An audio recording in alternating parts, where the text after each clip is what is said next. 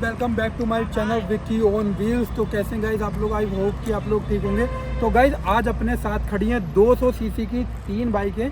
वैसे तो 4 हैं, एक NS आ रही है बट उसकी बाद में बनाएंगे। तो अभी अपने पास 3 बाइकें हैं और तीनों अलग अलग प्राइस में हैं और क्या इनमें फ़ायदा है और क्या क्या फ़ीचर आज मिल जाते हैं ये आप लोगों के साथ आज मैं इस वीडियो में शेयर करूँगा।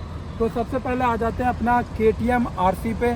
तो ये आप लोगों को पड़ने वाली है ऑन रोड 2,52,000 रुपये की पड़ेगी। और यहीं आ जाते हैं हीरो की करिश्मा XMR 210 सीसी की है ये। तो ये गाइज आप लोगों को ऑन रोड मिल जाएगी दिल्ली में 2,10,000 रुपये की। यहीं आ जाते हैं बजाज RS 200 पे। तो ये गाइज आप लोगों को दिल्ली में मिलने वाली है ऑन रोड 2,05,000 रुपये में मिलने वाली है। और गाइज क्या अंतर है, मतलब इतने 5-5, 10-10 हज़ार का और सबसे ज़्यादा महंगी ये क्यों है तो मैं बता देता हूँ।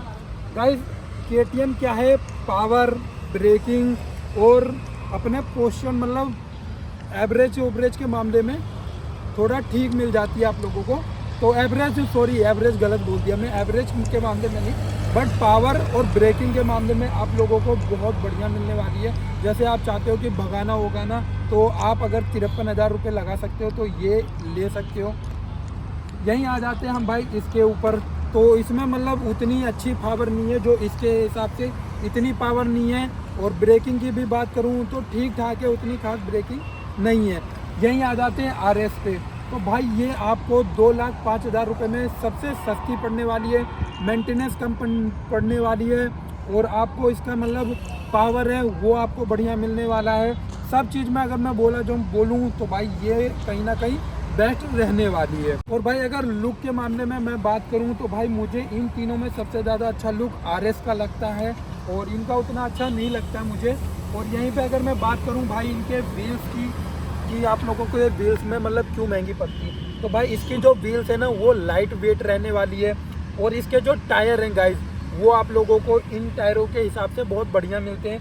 110 सेक्शन का फ्रंट मिल जाता है, 150 सेक्शन का बैक टायर मिल जाता है आप लोगों को। गाइज आप लोगों को MRF का रेफ टायर मिल जाता है जो कि लीन वगैरह करने में बहुत अच्छा है। ये रेडिएटर टायर मिल जाता है और वो दोनों नॉन रेडिएटर टायर हैं। यहीं पे अगर फ्रंट की बात करूं तो भाई इसका 100 सेक्शन का मिल जाता है फ्रंट का टायर, MRF का टायर मिल जाता है। और पीछे का बात करूं तो 140 सेक्शन का आपको पीछे का टायर मिल जाता है, वो भी नॉन रेडिएटर है। दोनों बाइकों में सेम टायर मिल जाते हैं तो कहीं ना कहीं इस चीज़ के वजह से ये थोड़ी। तो गाइज यहीं पे आपके फ्रंट के दोनों टायर सेम रहने वाले हैं बट पीछे के उसके 130 सेक्शन के, इसके 140 सेक्शन के टायर हैं। तो कहीं ना कहीं ये आपको क्यों महंगी पड़ रही है, क्योंकि भाई आपको इसमें टायर थोड़े अच्छे मिल जाते हैं और व्हील्स लाइट वेट मिल जाते हैं, इस वजह से ये महंगी है। यहीं पे आप लोग ये देख रहे हो कि आपको वेट इसमें ज़्यादा मिल जाता है व्हील्स के मुकाबले में। और अगर मैं यहीं वेट की बात करूँ गाइज तो सबसे ज़्यादा आप लोगों का RS का वेट रहने वाला है, फिर इसका वेट रहने वाला है। यहीं फ्यूल टैंक की बात करूं तो 13 लीटर इसका है, 13 लीटर इसका है। और फ्यूल टैंक की अगर बात करें तो गाइस इसका ना कहीं कम है, 11 लीटर के हिसाब से भाई बहुत कम है। मतलब 11 लीटर अगर लॉन्ग राइड पे ले जाओगे तो भाई आप लोगों को भरवाने में बहुत दिक्कत करेगी। और अगर भाई यहीं पे अगर मैं सीट की बात करूं तो लॉन्ग राइड के लिए आप उन दोनों को यूज़ कर सकते हो बट इसमें आप लोगों को कहीं ना कहीं दिक्कत होने वाली है क्योंकि ये एक एग्रेसिव गाड़ी है। एक बार आप लोगों को बैठ के दिखा देता हूँ तो गाइस आप लोगों को कितना झुकना पड़ेगा इसमें। और यहीं पे अगर मैं इनकी बात करूँ तो इन दोनों का भाई सेम क्वेश्चन रहने वाला है।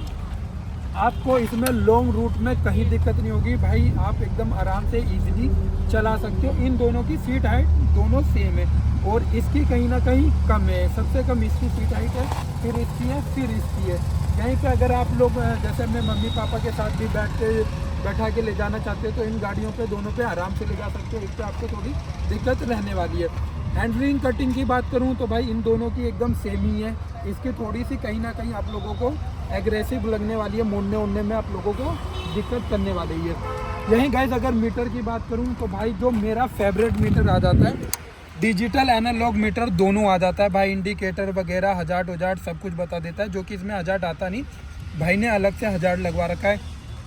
यहीं पे आपको टाइम मिल जाएगा, कितने किलोमीटर चल रही है ये सब बता देगा, सर्विस कब आ रही है वो सब बता देगा। और गाइस लगे हाथ आप लोगों को एक साउंड सुना देता हूँ इसका।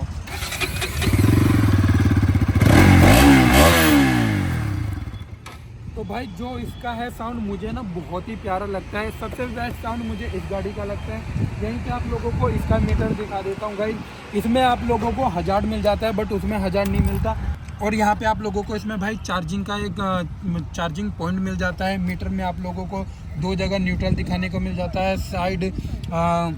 साइड स्टैंड दिखा देता है। आपका फ्यूल में अगर कोई दिक्कत आ रही है वो बता देता है। फ्यूल बता रहा है यहाँ पे कि आप इसको फ्यूल डलवाने की ज़रूरत है, गर्म कितनी होती है गाड़ी वो बता देता है। ABS हज़ार्ड वगैरह सब कुछ बता देता है। लगे हाथ गाइस आप लोगों को आवाज़ सुना देते हैं।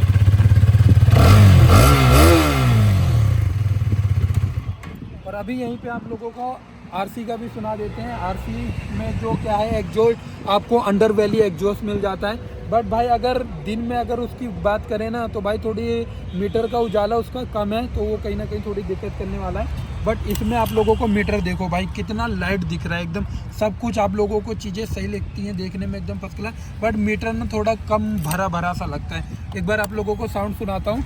इसमें भाई आप लोगों को अंडर वैली एग्जॉस्ट मिल जाता है, जो कि मुझे देखने में बहुत ही प्यारा लगता है।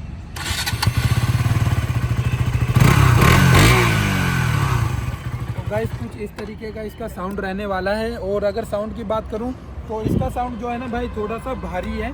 और आप लोगों को क्या क्या फीचर्स मिल जाते हैं वो मैं बता देता हूँ। इस गाड़ी में क्या है कि आप भाई पीछे का ABS बंद ऑफ ऑन कर सकते हो, बट इन गाड़ियों में नहीं कर सकते हो। और इसमें क्या है कि भाई आपको जो आगे की लाइटें हैं ना, चाबी ऑन करते ही ये DRL मतलब इंजन ऑन करते ही ये DRL ऑन हो जाएगी। पता नहीं अभी दिख रहा है कि नहीं दिख रहा है, बट जो ये जो लाइट है ना भाई ये ऑटोमेटिक है। अगर रात होगी ना तो इसमें रात होते ही ये लाइट ना अपने आप जल जाएगी।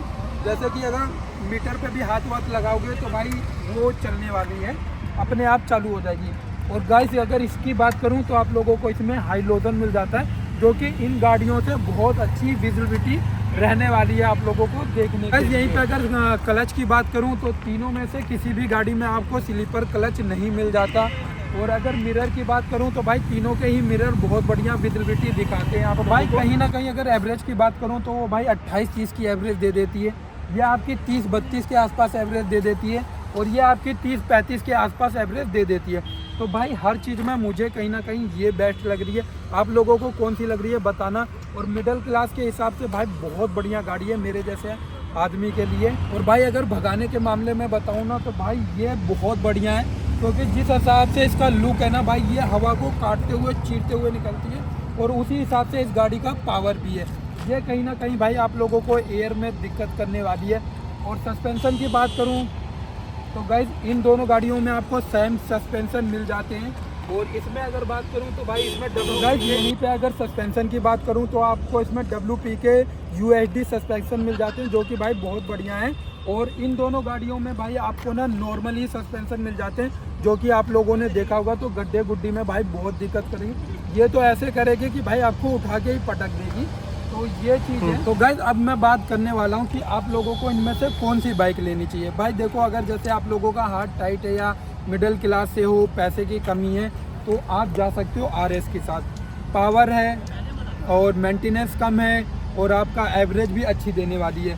यहीं अगर करिश्मा की बात करूँ तो भाई ये अभी नई आई है, इसका कुछ इतना खास वो नहीं है, तो थोड़ा सा महंगी भी है और एवरेज भी कम है। और अगर पावर आपको चाहिए और आप मेंटेनेंस से कोई भी आपको प्रॉब्लम नहीं है तो आप इसके साथ जा सकते हो। अगर जैसे कि सुपर बाइक वाला फील लेना चाहते हो तो पावर के हिसाब से आप इसके साथ जा सकते हो।